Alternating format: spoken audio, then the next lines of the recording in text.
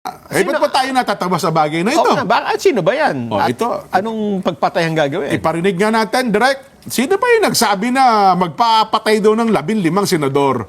Senador, papatayin? Oo, 15 senador. Lamok ang lamok. Wala namang sinabing gano'n. Banat! Ngayon, marami kasi sila. Ano dapat ang gawin natin? Hindi, patayin natin yung mga senador ngayon para mabakante.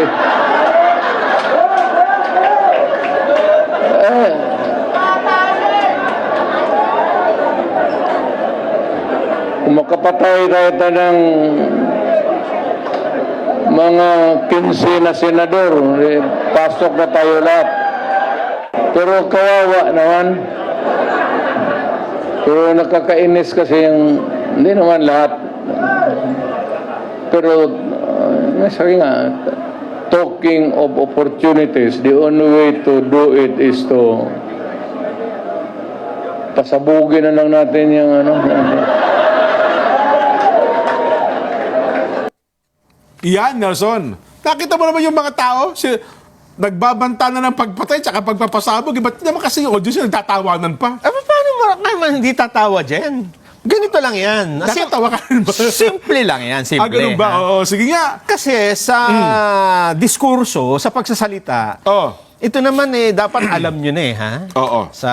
Lalo na kung medyo may edad ka na, medyo matagal ka na sa buhay na ito.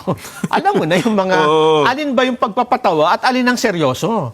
Bay, dapat naman. Oo, kasi kapag maliligaw kapag may kausap ka, tapos sineryoso mo na para bang ikaw, hindi mo alam na nagpapatawa pala. Di ba? Ganon. Kasi, alimbawa, Jen, si Babalo. Si Babalo, akala ko yan. Nakita mo si Babalo. Bayaw! Bayaw! Akala ko yan, May sinabi sa'yo. Ibibili kita ng bahay, kotse. Ano pa gusto mo? Lupa. Ibibili kita mamaya o bukas. Ano sasabi? Aasahan mo ba yon?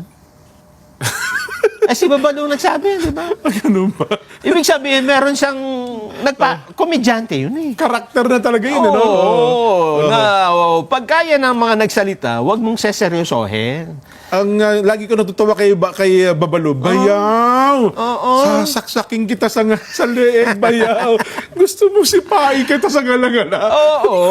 Dapat ganun. Ganun ba? Dapat kabisado mo na yung tao. Hindi ko ba dapat seryosohin yun? Mantakin mo 15 senador, seryoso yun, Nelson. Sino ba yung nagsasalita? Si dating Pangulong Rodrigo Duterte. Ilang taon siyang naging presidente ng Pilipinas? 6. Ilang speech ang ginawa niya nang walang joke at puro seryoso? Wala. Sa 100% na sinabi niya, ilan ang joke? 99%. Hindi ho ba? 99.9 parang bakterya. Patay ang bakterya. Tapos seryosohin mo, di ba? At ganun kaya ba? yung mga audience na nandun, nagtatawanan Nagpalakpakan pa eh. Kasi alam na nila na yun naman hindi totoo, di ba? Teka, Nelson. Meron bang sumuryoso dyan? Meron. Talaga naman. Walang dilit iba, kundi ang mismong Pangulong Bongbong Marcos. Mapaniwalain talagang Pangulo. Siguro may nabulong sa kanya dati na ganon?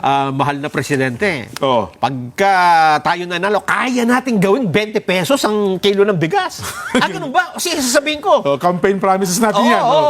Mga mahal na kababayan, pag ako yung naging presidente, gagawin natin 20 pesos ang kilo ng bigas. Hindi tumagal na. Hindi pa natin kaya. Ba't ko ba sinabi seryoso niya? Ano ba sabi ng Pangulo? Ito mga kababayan. Tingnan natin ang reaksyon ng Pangulong Bongbong. Pangulong Bongbong, ano po masasabi ninyo sa naging pahayag ng dating Pangulong Digong? Alam niyo po, kung minsan nakikita natin yung ibang partido, hindi sila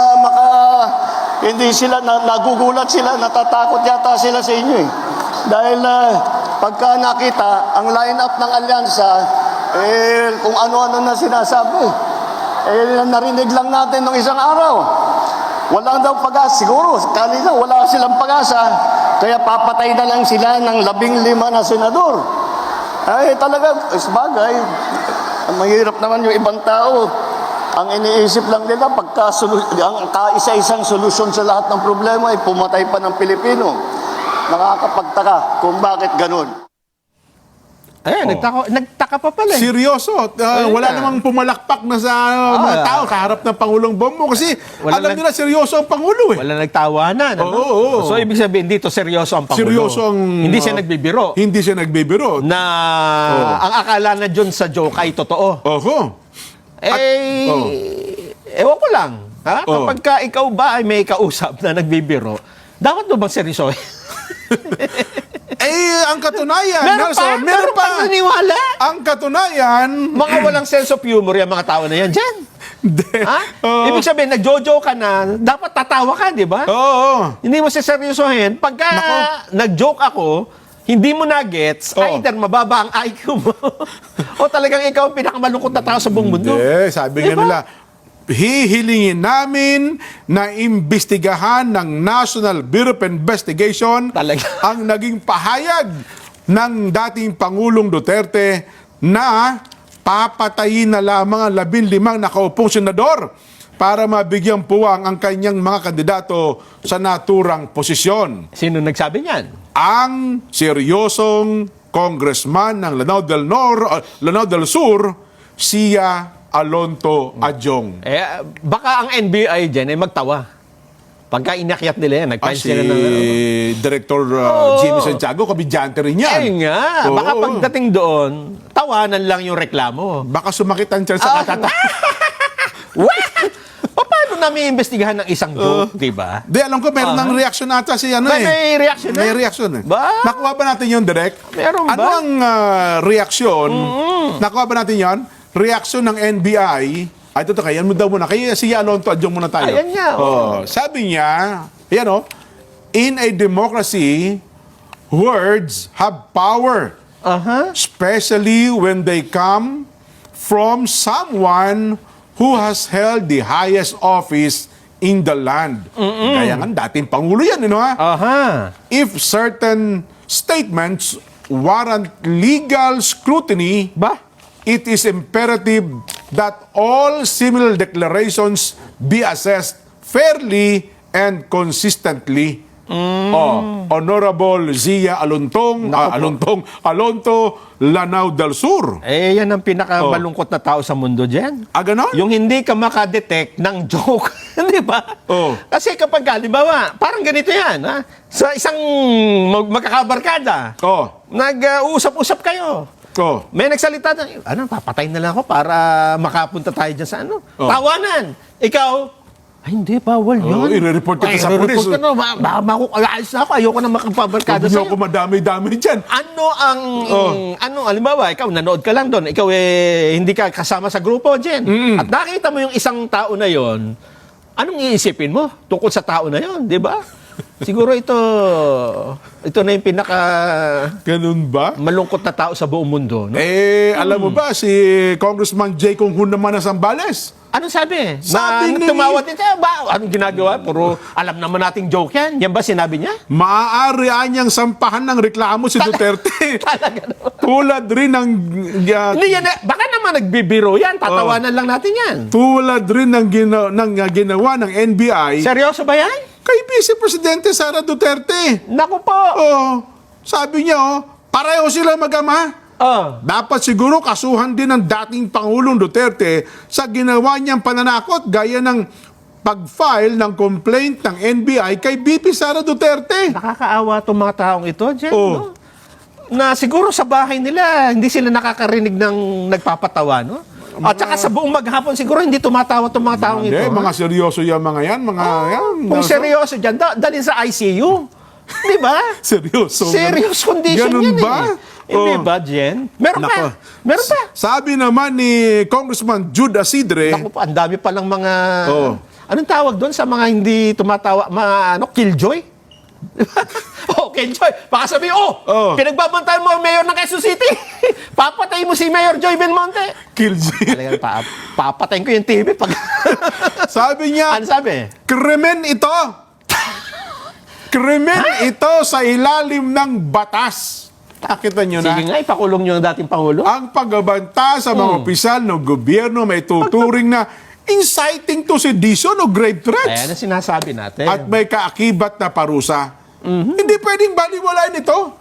Kasi magdadala ito ng tunay na banta sa seguridad at napipilitan ng gobyerno na gumastos ng pondo para magpakilos ng pulis at ng militar para tugunan ang banta kahit pa sinasabi nilang biro lang ito. Oh, nakita mo na? Para ayoko na magkomento na napapagod lang ako dyan eh. Hindi ba? Oh. Hindi, yung mga kababayan natin na matatalino, di ba? Oh. Kilala niyo ang dating Pangulong Duterte. Ganyan talaga magsalita yan. Hindi ba? Hindi, sabi nila, tapusin na yung mga ganyang style. Kasuhan na yan. Hindi, ewan ko kung anong jurisprudence sa makukuha nyo. Oh, sabi naman ni Kong Pami Zamora ng Taguig. Oh. Seryoso rin yan? Seryoso rin ito. Ang mga Duterte ay niya, sa pagpapakita nila na tila normal lang ang pagsusulong daw po ng karahasan sa mga pampublikong diskurso. Hindi niya katanggap-tanggap na ang dating Pangulo ay nagbibiro tungkol sa pagpatay. Alam nga, nagbibiro.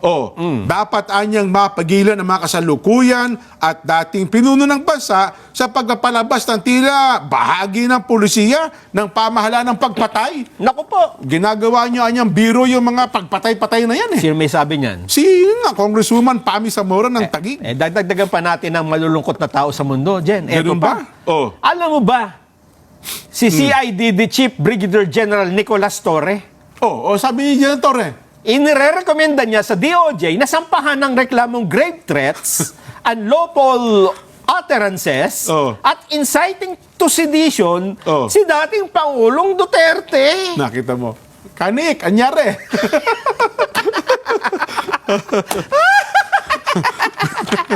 General Nick Torre, sir. Hindi, alam ko may magandang reaction si sayang. Sino? Pakihanap mo nga natin. Yung reaction ng NBI. Ayun, Si Director Santiago. anong sagot ng Nakita niyo, NBI? mayroong magandang sinabi eh. Baka may magkamali lang ako eh. Si IDG, Chief, nag-recommend na mag-file ng reklamo sa NBI. Kasi nga talaga hindi talaga biro, basta pagpatay seryoso yan. Ngayon kung labok ang ipinapapatay, gaya sa Mandaluyong, yan talagang yun. Pero si Kapitan seryoso doon hindi nagbibiro yun. Hindi nagbibiro si Yun Kapitan. ang seryoso pa nga niya yun eh. Dagdagan ko pa. Meron pa. Si Kong Pulong, kilala mo? Sino Si yan? Kong Pulong. Pulong Galit din si Kong Pulong. Baste? Pulong. Paulo. Paulo Oo. Balesteros? Yun Hindi. sa Itbulaga? Hindi. Sabi niya, tahasang nagtatangka si Pangulong Digong na nag-udyok na naman ng kaguluhan dahil sa napakalito man nung tsansa makapasok sa Senado ang kanyang mga kaalyado. Nako, ganun daw niya talaga ang dating Pangulong Duterte at ang kanyang anak mahilig sa pananakot. Ayan Kong Pulong Ortega na Union. Ewan ko dyan kung natakot yung mga senador. Tanungin mo nga Yung 12. yung 15 papatayin. Hindi, kasi 12 lang yung matitira. alyansang Ay, Hindi, yung alyansa, di ba? Ang papatayin niya yung mga sitting senador. Ganun ba? Oo. Para makapasok yung Para bakante lahat yung 24. Hindi, kasi siyam lang naman ang grupo ni Kong Digong. Hindi ko Yung matitira. kung 15. Pasok nga lahat, di ba? Ganun ba? Gusto niyo mabakante lahat ng posisyon. Ganun. Tanungin natin si Senador Ligarda, Senador. Oo. Kayo ba natakot dun sa sinabi ni, di ba? Tinuturo niyo ba ang death threat yung nangyari yun? Senator Amy. Ayan, Kabay nagdagdag ka na ng siguran, papasabugin daw kayo eh. Kung sino pa Si nandun. Escudero, Senate President. Oo. Dapat sila ang magre-reklamo, Jen. Oo nga, Hindi kung sino-sino, di ba? Oo. Kasi sila yung na-threaten eh. Nga, no? Senator Cheese. Grave threat na, binagbabantaan kayo, ha? Di ba? Dapat ganun ang course of action, di ba? Hindi yung kung hindi naman kayo pinagbantaan eh, di ba? Dapat yung na-offend ang magreklamo dito. Samantalang Nelson, si Senador Bato naman, papatayin din daw yan eh. kasi sitting senador. Sabi ni Senador Bato, ba't kasama ako? Si Senador Bato de la Rosa naman, hanggang ngayon daw po'y namimilipit sa katatawa. Hanggang ngayon, sabi, hanggang ngayon. Di pa ninyo kinilaang si Pangulong Duterte, no? Hanggang ngayon, ganun pa rin. Ganong statement, bigyan nyo ng weight. Klaro naman yun na biro. Ayun. Kasi kayo, Senador Bato, lagi yung dinadaan sa biro. Seryoso yun eh. Ayun nga. Oh. Naka, ayun ang sinasabi natin. Di sige nga. Pinakamabuti, Nelson, itanong natin sa taong bayan. Sila na ang Kayo na po tanungin magsabi. namin.